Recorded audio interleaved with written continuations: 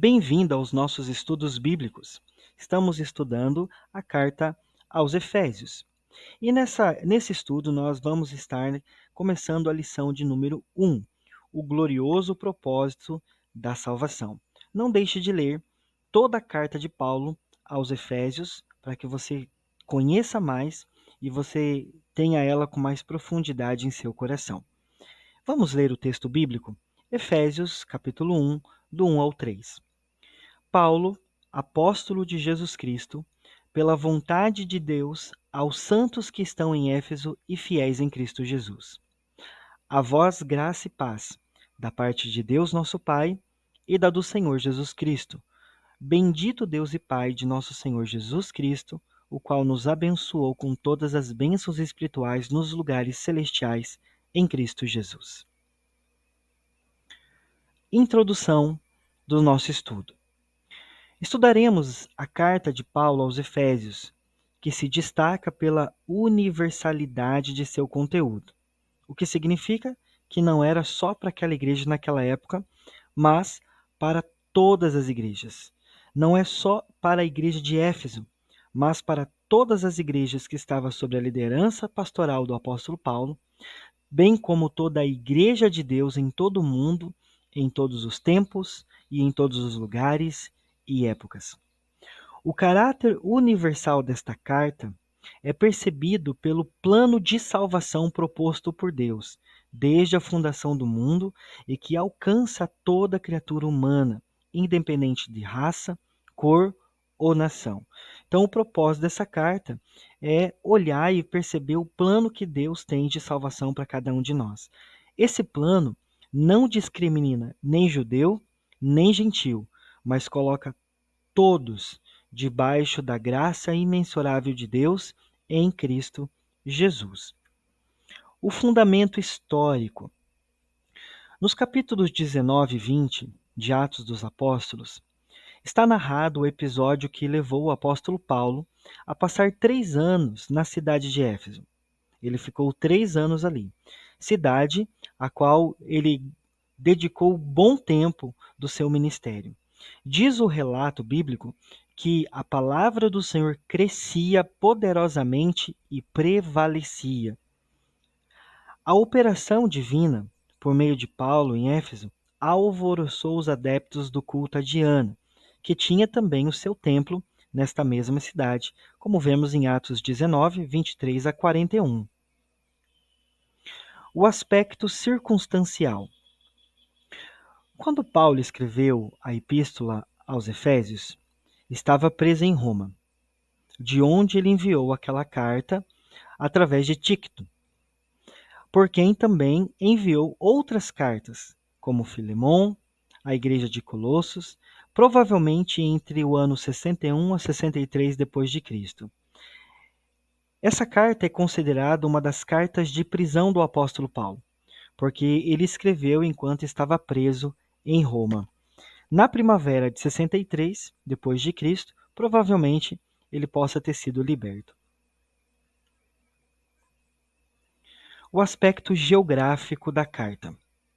Éfeso ficava situado na costa ocidental da Ásia Menor, hoje uma parte da Turquia, e que ficava distante de Atenas, na Grécia, apenas mais ou menos uns 240 quilômetros.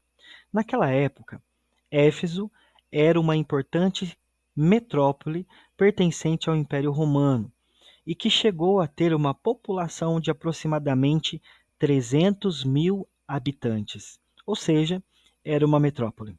Era uma cidade muito grande. Éfeso era uma próspera cidade, tinha porto no mar, o qual favorecia a peregrinação obrigatória dos adeptos dos deuses pagãos. Por isso que existiam os templos ali. Muitas pessoas vinham das regiões de perto daquele lugar para adorar a esses deuses pagãos naquela região, tais como Diana, muito cultuada entre os gregos, como Artemis. A indústria e o comércio de Éfeso atraía muitas pessoas, e elas vinham de todas as regiões próximas de Éfeso. A identidade e os destinatários. Vejamos então qual é a identidade da pessoa que escreveu e para quem o apóstolo Paulo está escrevendo. Os dois primeiros versículos da carta constituem a saudação do apóstolo Paulo. Naquela época, havia uma forma peculiar de se iniciar uma carta, contendo no começo o nome do autor e, em seguida, os destinatários. Em primeiro lugar, vejamos a identificação do apóstolo Paulo, que está no versículo 1. Ele começa como era o costume da época, usando o pronome Paulo, e a seguir, além de sua identificação pessoal, apresenta os títulos que identificavam seu ministério apostólico. Apóstolo de Jesus Cristo. Apóstolo foi o termo que Jesus aplicou aos 12 primeiros obreiros, que ele havia chamado dentre os discípulos. Paulo não tinha falsa modéstia, nem tinha em seu coração qualquer atitude de vaidade e presunção, aplicando a si mesmo um título sem merecê-lo. Paulo esclarece que o seu apostolado não veio de homens, mas pela vontade de Deus. Ele exalta a vontade de Deus porque ela expressa a soberania divina na edificação e destinos da Igreja de Cristo Jesus. Se o título do apóstolo dependesse apenas da vontade de homens, Paulo não teria a aprovação do Espírito Santo em seu ministério. Quem são os destinatários da carta? Versículo 1. Paulo saúda os cristãos de Éfeso, chamando-os de santos e fiéis. São dois termos típicos aplicados aos cristãos através do Novo Testamento. A igreja é constituída de santos e fiéis. Então, cada um de nós somos santos e fiéis. Ao tratar os cristãos de Éfeso como santos, o apóstolo reforçava a posição desses cristãos em relação à idolatria daquela cidade. Ou seja, ao chamá-los de santos, né, estava separando eles. Olha, vocês são diferentes dessa idolatria que existe aí nessa cidade. Eles eram santos porque eram separados da vida mundana de Éfeso.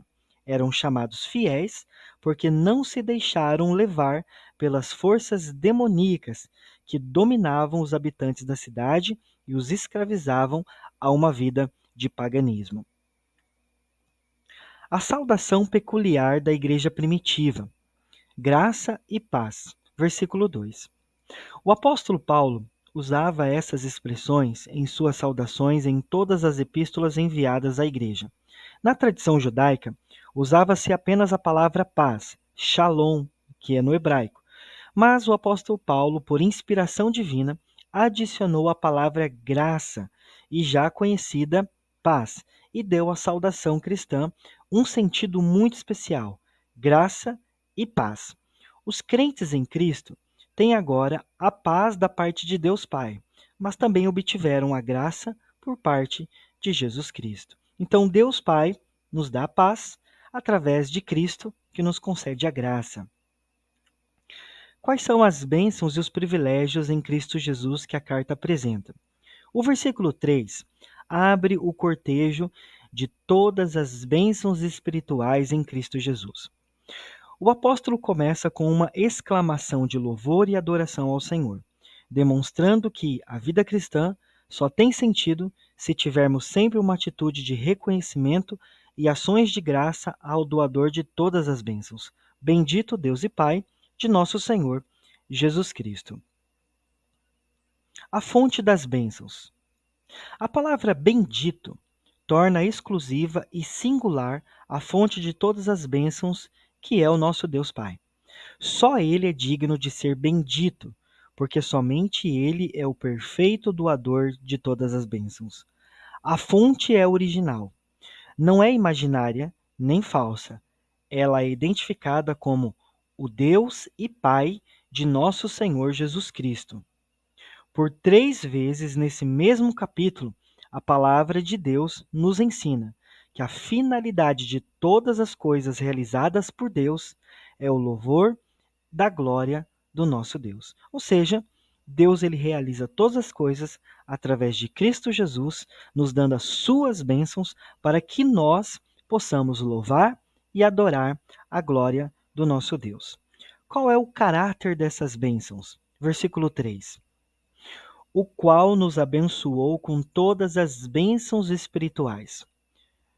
Vejamos então, as bênçãos de que se trata a Bíblia aqui têm uma total abrangência mediante a palavra todas, porque essa palavra refere-se não a coisas naturais e materiais, mas essencialmente espirituais. As bênçãos espirituais em Cristo estão acima de todo e qualquer bem físico ou material. Guarda isso no seu coração. As riquezas de que fala o apóstolo Paulo são espirituais, porque na realidade Paulo não tinha nada materialmente. Ele não possuía bens. Sua fé e confiança estava depositada na contemplação das riquezas espirituais. Lamentavelmente, esse texto tem sido interpretado erroneamente, como se referisse às riquezas materiais, como sendo todas as bênçãos espirituais.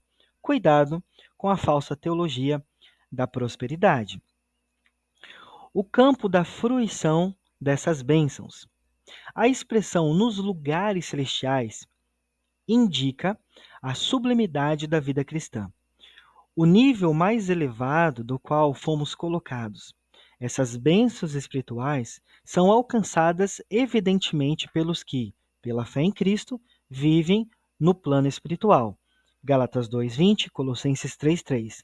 Pois o termo lugares celestiais não tem um sentido geográfico, físico ou espacial, mas trata-se de estado e realidade espirituais que são alcançados somente pelos que, por amor e dedicação a Jesus Cristo, renunciaram uma vida carnal e vivem uma vida biblicamente espiritual, como está em Romanos 8, versículo 1.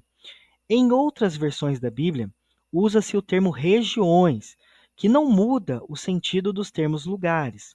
Ser abençoado nos lugares celestiais significa ter alcançado um estado de vida espiritual e galgando uma posição espiritualmente acima do plano meramente físico ou material.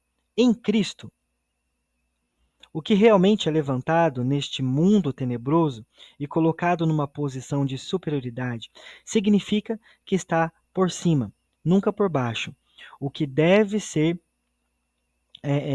uma coisa normal para todos nós que estamos em Cristo Jesus. Então, em Cristo, nós realmente alcançamos as bênçãos que Deus tem prometido para cada um de nós. Amém?